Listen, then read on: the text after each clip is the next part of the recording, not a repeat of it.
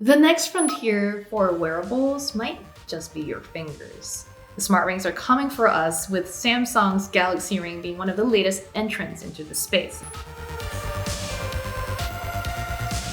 So I've actually been wearing the Galaxy Ring for the last few days on an international trip. I took it on the longest flight in the world from Newark to Singapore, where I currently am. But it's also lent a lot of insight to my review process, specifically that time zones don't really help when you're trying to consistently track your sleep. But all of that aside, here's what more I've learned about the Galaxy Ring, specifically around how its design plays into the experience, right? Of all the wearables you could wear to bed, a ring is among the smallest and lightest. My Galaxy Ring is a size 7, which is about the second or third smallest that Samsung has available, and puts its weight at about 2.3 or maybe 2.5 grams. The heaviest ring that Samsung offers is the size 13, which is about 3 grams. Now, even at that range, that's about half the Oura Ring's 4 to 6 grams range of weights for its different sizes. So this is very, very light. Thanks to that lack of weight and the device's slim overall profile, I barely notice it on my fingers. When I'm trying to fall asleep, that makes a huge difference. The only thing I really do notice when it's at night and I'm trying to fall asleep again, it's the red and green LEDs that might flash when I say I'm under the covers and somehow still have my eyes open. If you're a ring wearer, you're probably used to the experience. I'm extremely finicky, so I don't like having anything on my hands, even when they're the slightest bit moist. And so I'm always putting it off when I wash my hands, or I wash my hands with the ring on and then I remove it. The good news is it will withstand all of the hand washing I've done under running water with soap, lots of scrubbing involved, and it's still been working fine. The main issue is that every time I take it off and leave it somewhere, I'm always having a mini panic attack because it's so small and easy to lose. The good news is Samsung does include the Galaxy Ring in its Find My program, so you can track it from your phone.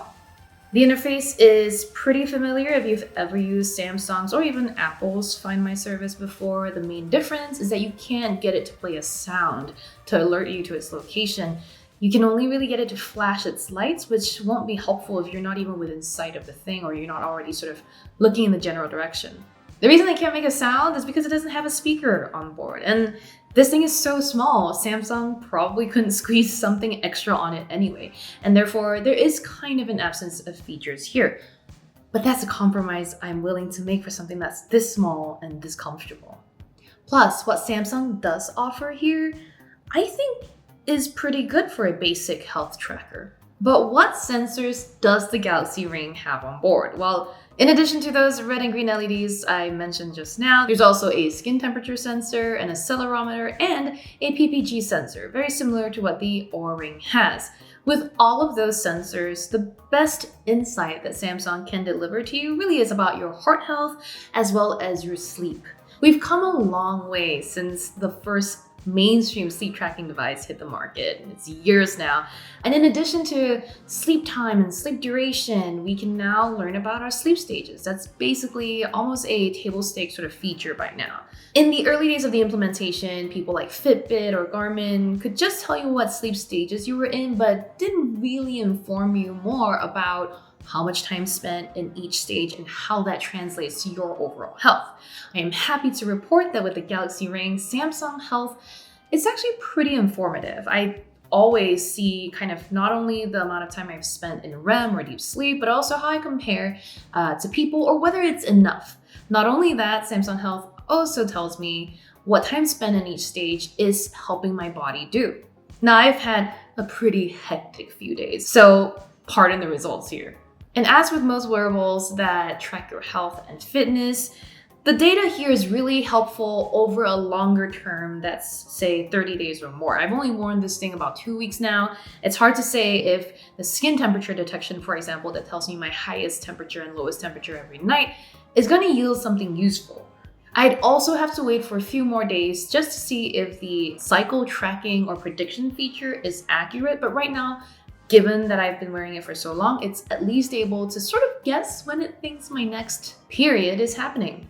So I will say I am pretty pleased with the sleep tracking offered by the Galaxy Ring, although I do think that the Oura Ring provides more sophisticated and detailed insight that I hadn't seen on competing devices like smartwatches before, but you're getting something very different here, and I'll get to that in a bit. Samsung does at least offer some basic activity tracking in terms of walking and running. I appreciate that Samsung offers this feature, but I have a bone to pick here. The Samsung Health interface is generally easy to use and intuitive, but when I went into the settings to enable auto workout detection on the Ring, it's a little confusing. There's a toggle here that you can slide to the right to turn on auto workout detection.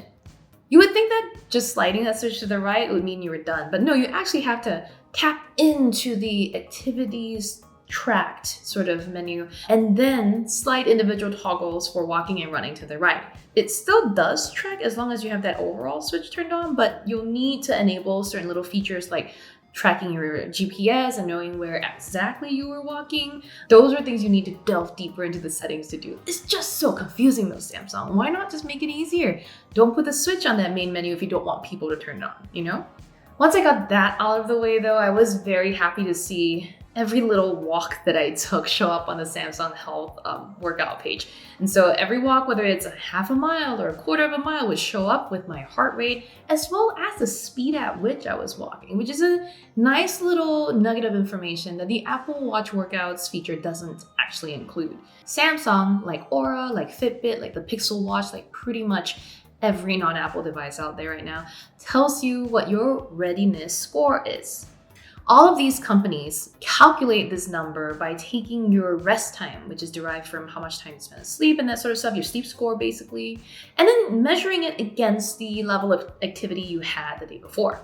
I'm not sure I fully agree with all of this logic, but what I saw in terms of the Samsung Health's recommended readiness scores each day was that if I slept poorly, they would tell me to take it easy, and then my readiness score would be lower compared to, say, if I didn't do much the day before. It's probably because I've been so inconsistent in the last 2 weeks with my routine that I don't agree with any of the readiness score recommendations, and my activity has been elevated here, visiting family and friends and going to see the sites, and I don't agree that I need to be taking it easy, but hey, at least it is just a recommendation. You can tell Samsung no. Now, my ideal wearable setup is probably a ring to sleep and track my overall rest, and then a watch for a more complete workout sort of analysis. So let's get back to the point that I mentioned earlier where I said there was a bit of a distinction between the Oura Ring and Samsung's, right? If you're connected to an Android phone or a Samsung phone, the Galaxy Ring also has a special feature where you can use a double pinch gesture to trigger your camera or dismiss an alarm. I haven't been able to get this to work at all on the Galaxy Ring. However, it does work on the Galaxy Watch Ultra where there is a screen that shows you the pinch icon to tell you that you can use this gesture to, say, dismiss a notification. So for now, I guess it's kind of just like the Oura Ring in that it doesn't have the double pinch gesture. But if you're a person that's already invested in the Samsung ecosystem, then the Galaxy Ring does seem like a better decision. On battery life, both are very similar, offering up to about 7 days on a charge.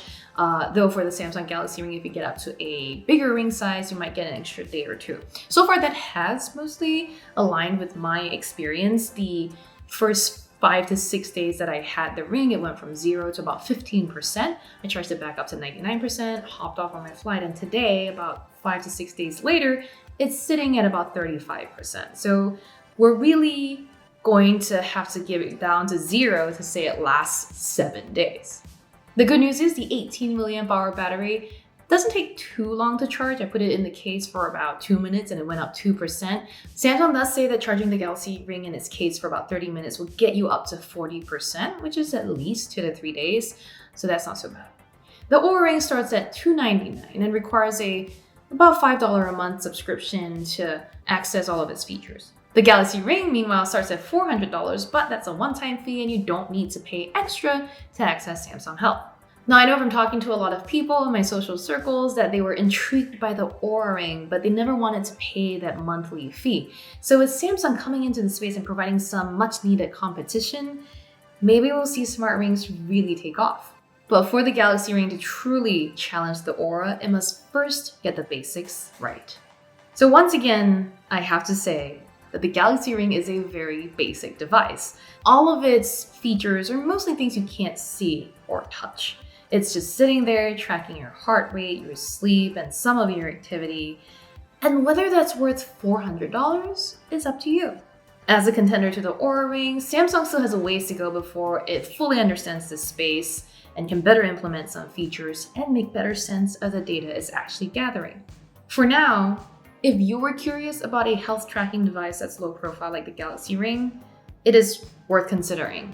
If you've never cared about tracking your activity or sleep, then the Galaxy Ring just isn't for you. Make sure you come back to Engadget for more in-depth reviews of wearables, smartphones, laptops, tablets, and more, as well as maybe travel tech coverage. Make sure you subscribe to Engadget. Until next time, try time zone math.